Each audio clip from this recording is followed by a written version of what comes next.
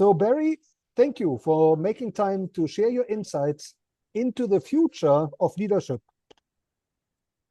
But before we walk into the future, Barry, can you tell us a little bit about your background? Where did you grow up? So I grew up in Durban North. I was a Durban North boy, born and bred in KZN. Had a wonderful upbringing, very close to our school, and yeah, had a very nice upbringing. I can't fault that whatsoever. And can you tell us what was your dream career when you grew up? So when I was young, I always wanted to be a geologist of all things. I've always been very interested in that sort of stuff. I still am today, funny enough. If I'm ever in the mountains or wherever, I'm always looking at rocks and seeing what their formations are. And I know quite a bit about that.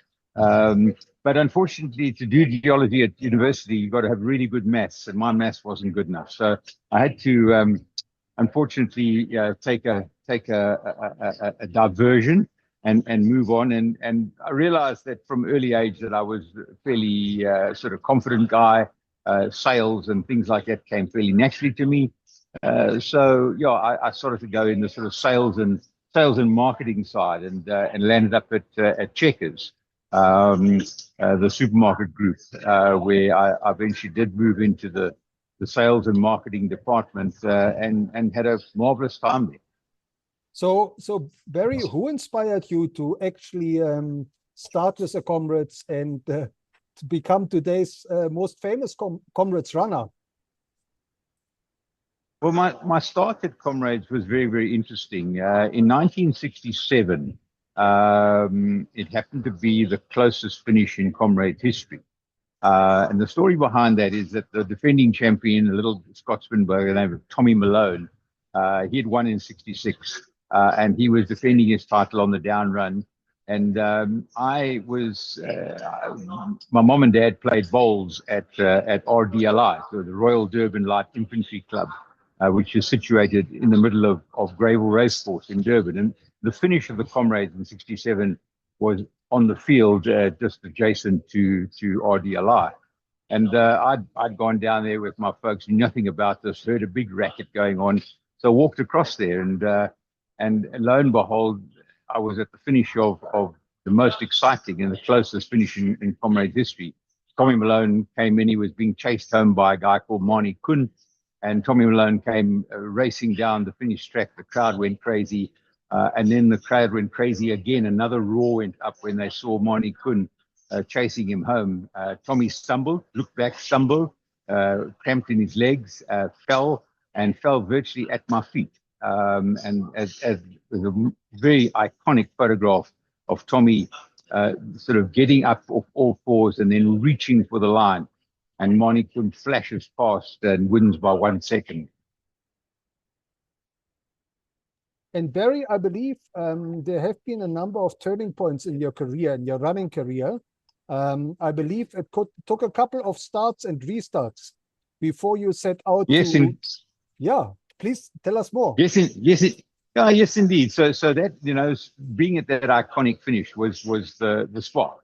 It was the spark that lit the flame, and certainly I wanted to be part of this incredible thing. I didn't even really know much about it, but I was born and bred in Durban North, and decided I was going to run Comrades at the age of 18. You could run Comrades at 18 in those days. Today it's 20 years old.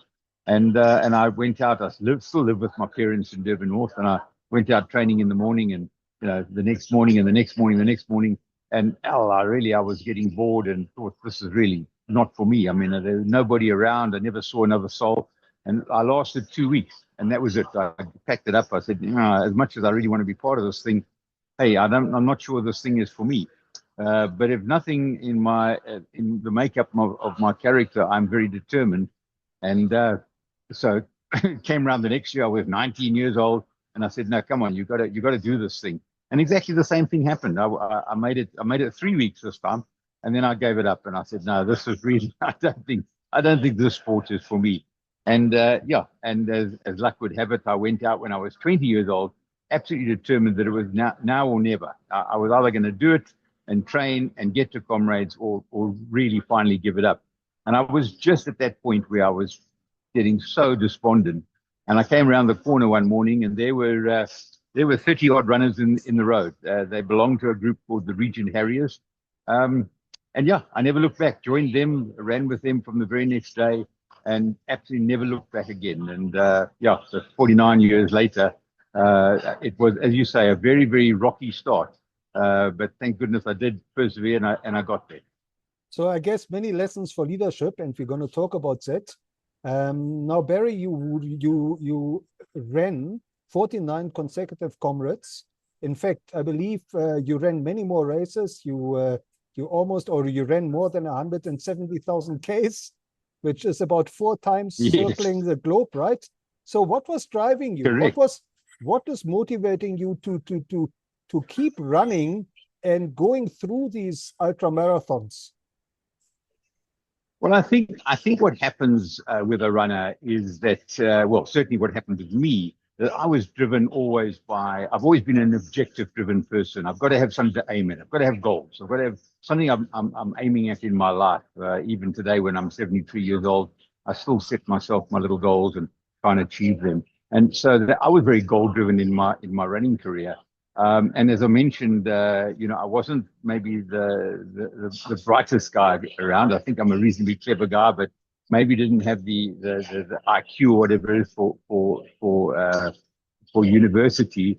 So I was a bit of a slow learner, and I was chasing my comrades' dreams of. I knew I could get under 7 hours. I could run silver medal, which is 7.5 hours. I don't think there's anything like a comfortable silver medal. Nobody can ever say that. You work very, very hard for them. But it was certainly within my orbit was to run silver. But then I wanted to get under 7, and I believed I could get under 7. And that really drove me, absolutely drove me. So while you're doing that, it's amazing how the years just tick by. The next thing you've got run 7, 8, 9, and then you've got your green number at 10, and then I still haven't achieved what I was out to achieve, what I believed I could get to. And so I kept on chasing that dream of getting under 7 hours, which I finally did do. And it's, as is so often, if you might recall, when the famous Roger Bannister was the first man to break the 4-minute mile, and having broken it, it opened the floodgates. There were 6, 7, 9, 10 sub 4-minute miles within a very short space of time.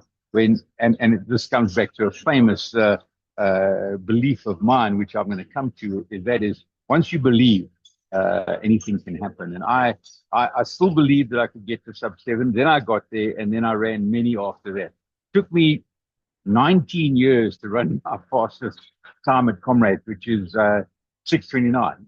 19 years is a long apprenticeship. But again, I come back to that word determination. I was determined to get there. I knew that I could get down to 6.5 hours eventually, which I did do, and I ran 6:29.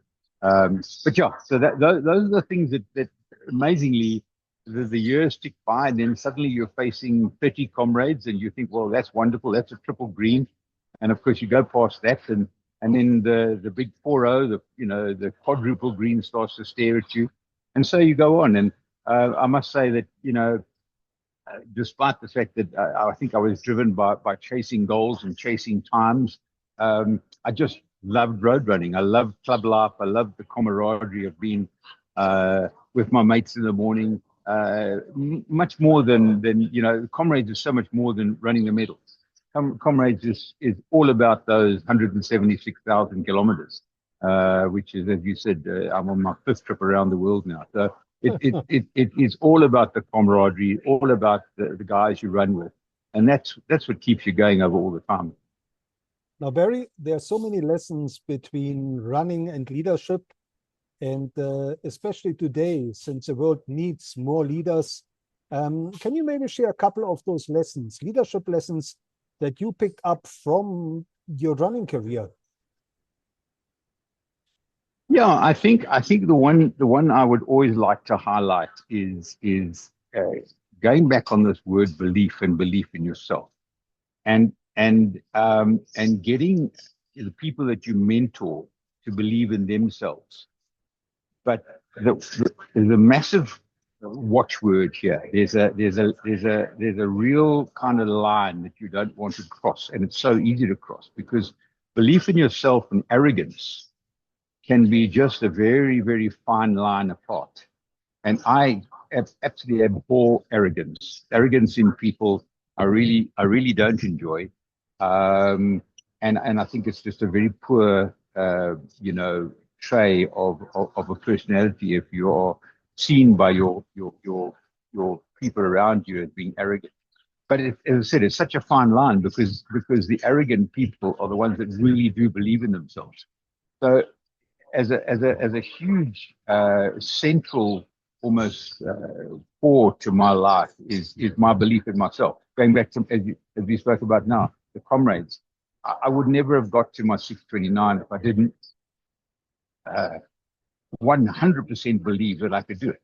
I had to believe 150% that I could do it. And yes, as I said, that you can just touch on the other side of believing in yourself too much and being too self-confident and like, that guy's so full of himself. And yeah, then you start to err on that side of being arrogant. So if I'm to, and I have mentored a number of young people, including like my son and stuff, is to say, guys, you need to believe. You actually need to believe in yourself, but please remain grounded. Keep both those feet on the ground, and don't get ahead of yourself, and don't think you're more important than what you really are. I think that is so important. Is this whole situation of belief. Now, Barry, you also spoke about camaraderie, and you spoke about the interaction, that when you run the Comrades, the interaction with the crowd, right? The the hundreds of thousands of spectators. How does that relate to leadership? How should leaders apply those lessons? Well, I think again, and this is it's quite obviously quite a broad subject. But I think that relationship I have with the crowd at Comrades is I pull it back down to inclusivity. You're running Comrades, and you're including those people. What have those people done? They've come out to watch Comrades, not you specifically. They didn't, you've got maybe a handful of your own supporters, but there's hundreds of thousands of people on the Comrades course. And you're actually including them in your journey. And that is so important if you are leading people in a business, leading people in sport, is to include them. You're not an island. And again, you see, I touch on this thing that if you're going to be arrogant, then you'll exclude people because you'll totally believe that you can do it all yourself. And in my early years, I must be very honest and own up to the fact that not so much in running, but in clubs and things like that, where I built up, running clubs like Jeffy Quandam. I would own up to being arrogant. I thought I could do it all myself. I didn't need a committee. I was a one-man band. I could do it all myself. And in reality, that doesn't deliver great outcomes. Inclusivity delivers great outcomes. And if you sort of move that into South African society today, that inclusivity will always mean that you're trying to balance something racially, you're trying to balance something gender-wise, you're trying to balance a whole bunch of skill sets. I got a wonderful example right now. I've just become a member of the CMA board. I'm a board member of the CMA, Comrades Marathon Association, which runs Comrades. And I was a big part of putting together a group of guys. We called ourselves the Comrades Collective. And it was a group drawn together with a fantastic range of skills right across the board. It was beautifully racially balanced. It was beautifully gender balanced. And it was beautifully skills balanced. And when the AGM came up recently, and we had so many problems with the previous CMA board, there were real deep rooted problems where they really were not performing because I think there were so many private agendas, political agendas, etc., etc. And at the AGM, there were 7 seats available, and of our Comrades collective of 10 people, we managed to get all 7 of those seats. And again, the lesson I realized, the value I realized of that was that the group that we had put together was so completely inclusive.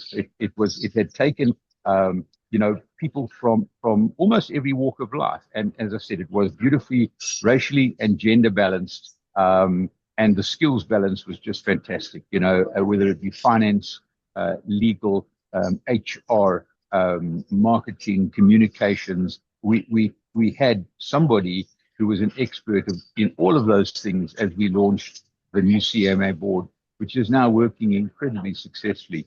So yeah, if I was to touch on one thing there, very much is the inclusivity, and that does go back to my experiences on the Comrades course, where I've always said that you have this almost this millisecond relationship with person after person after person. You run past them and they're gone in the blink of an eye, but somehow you still have this relationship with them where, although it's so excuse me, it's so brief and fleeting, it's so meaningful because you are including them. Barry, in your running career, how did you deal with challenges? Can you tell us a little bit about the mindset that's required to overcome challenges when you're running, and obviously also in leadership? Yeah, the running challenges are very interesting. The running challenges all revolve around, and certainly if it's Comrades based, it's your ability to take pain. It's simple. Comrades is very short.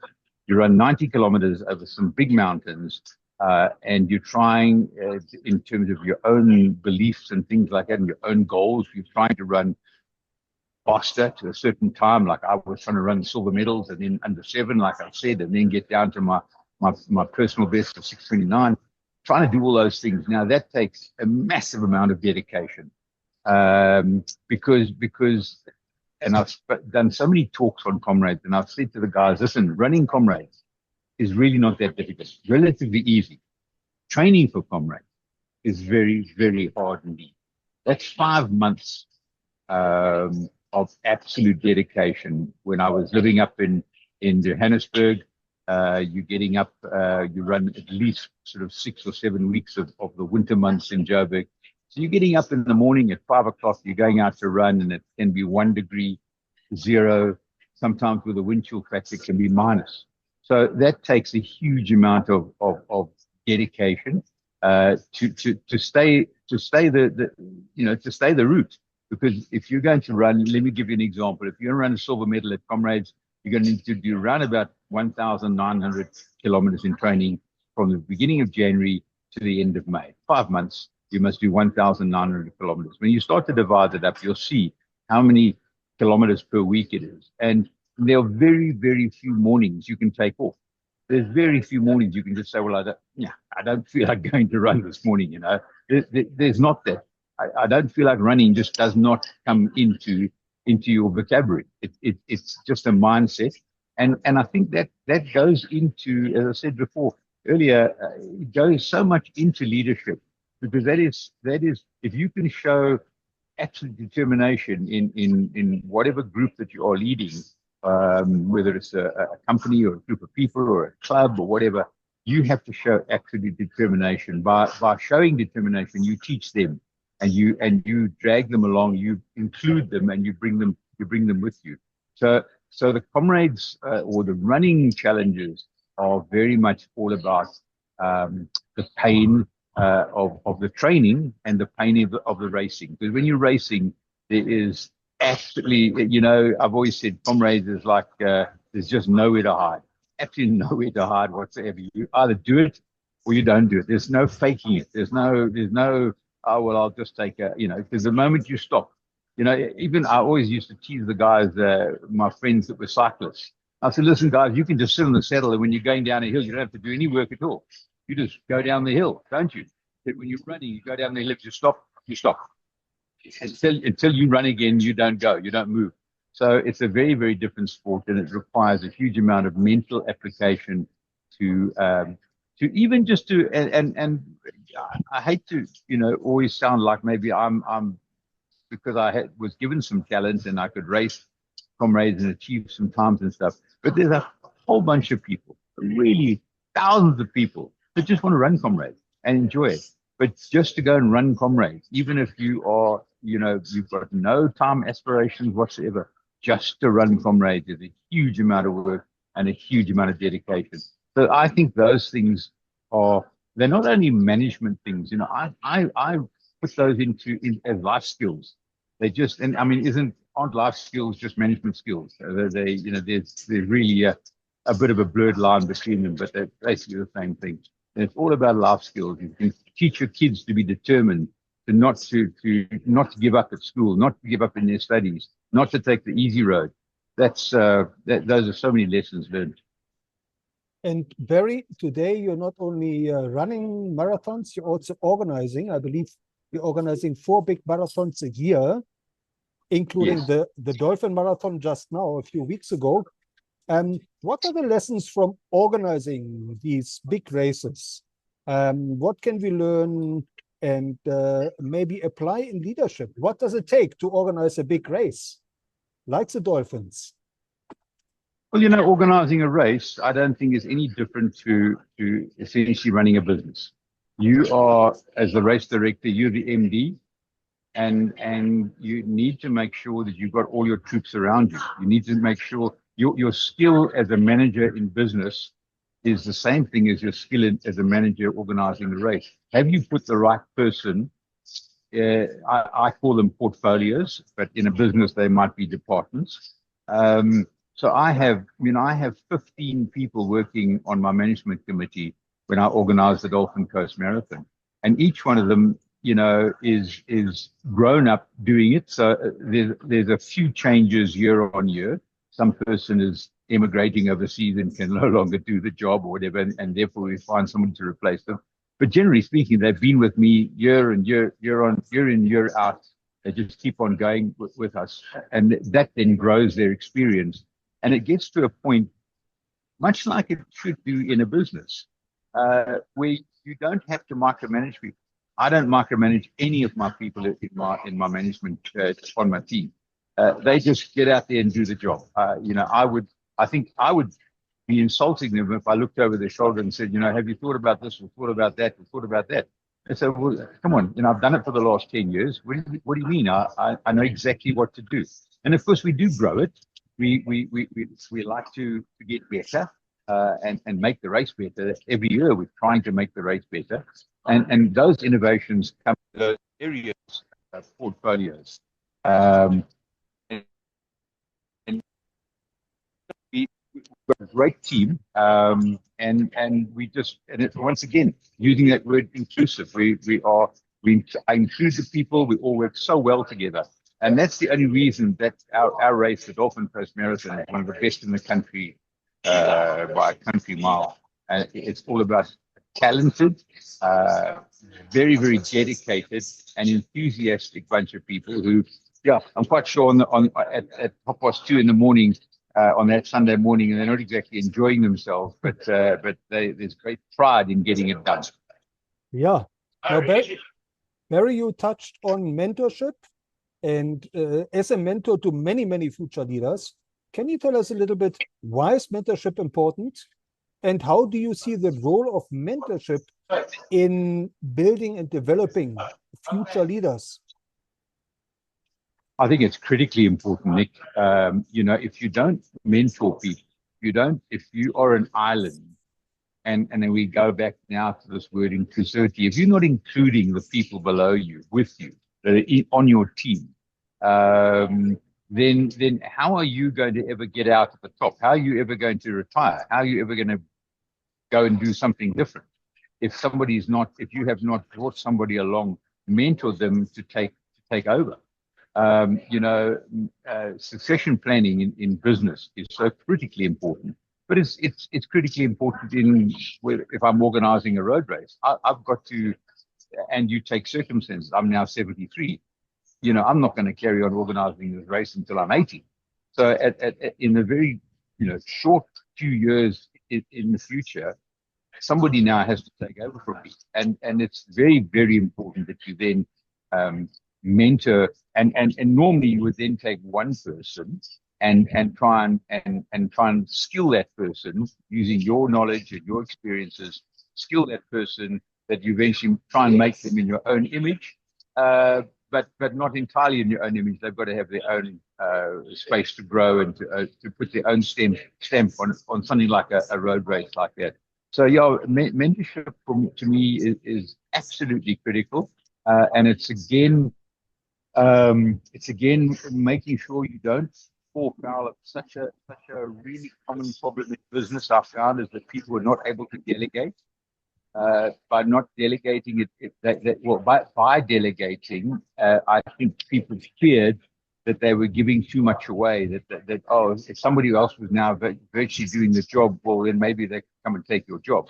And that's such a really, when you unpack it, it's really such a narrow approach to life and to business. And in my case, say organizing road races, I've got to find people that can come and take over the thing completely when I want to get out. So delegation of duties is absolutely critical. One of the races in you mentioned we've got 4 races in the series, one in Cape Town, one in Joburg, and one in Pretoria, and the Cape Town race director last year, I said to him, where's your team? I don't see you. I don't see your team. And he said, no, I've got a team. I said, well, how many on your team? And he said, no, 3. So I said, it's you and 3 other people. Yeah. I said, but it's me and 15 other people on my race. I can't understand how you can run this race with 3 people. And there was a classic example of him not being comfortable with delegating, not being comfortable with giving stuff away. We convinced him last year, and this year was a massive turnaround. He had a much bigger management team, and he saw the error of his ways, and he saw the logic and the of what we were telling him. And this year was a massive turnaround with a much better event, much slicker. Because there were people looking after those things that he could not keep his eye on all those balls all at the same time. It's simply impossible. When you've finally got 15 balls in the air, some of them are going to drop. And if you've only got 1 ball in the air, if you're ahead of 1 portfolio, then the likelihood of success is so much greater. Now, Barry, looking back over your own career, are there any role models of leadership that you have encountered and maybe worked with who you would recommend future leaders should learn from? Well, the guy that I really learned from in business was my managing director at Checkers. And it was an interesting situation there because that was such a lovely parallel. We ran together in Durban North. That's where I first met him at Regent Harrier. We ran together, and as is often the case, I was a much better runner than him. Yet when I joined Checkers at his asking, he said, please, won't you come and do it? But, I joined at the bottom of the bottom of the bottom. I was literally receiving fruit and vegetables at the back door. That was my first job in Checkers. So we couldn't have been more different in level in business, and yet more different in level in running. And that's all, just comes as an aside of, I've always said that road running is the most wonderful sport because it's such a leveler. But Rex, his name was Rex Glanville, and Rex was, when I then went up to Johannesburg to join him there, he was the managing director of Checkers, and I learned an incredible amount from Rex. And I learned because I'd not been that person. I learned to be calm. Rex was a very calm guy. He managed by inclusivity and talking to people and getting them to, if you wanted to get them to see his point of view, he didn't do it by shouting and screaming and saying, you will do it my way. He simply got them to understand that maybe that was the better way. So yeah, he was a massive influence in my life. If you ask young people, who would you be mentored by if you had a choice? And I think a lot of people say, Nelson Mandela, for example. And yes, as much as Nelson to me was the most incredible person and leader, etc. It's not practical. So you find somebody around you in your own sphere that you can learn from, and I certainly learned from Rex in my own way with now my road running organizing and organizing races. I've got a young man that I work very, very closely with, and I think he has grown enormously. And I'm very, very proud of what he's currently doing. And he has worked very closely with me on a number of road races we've organized together.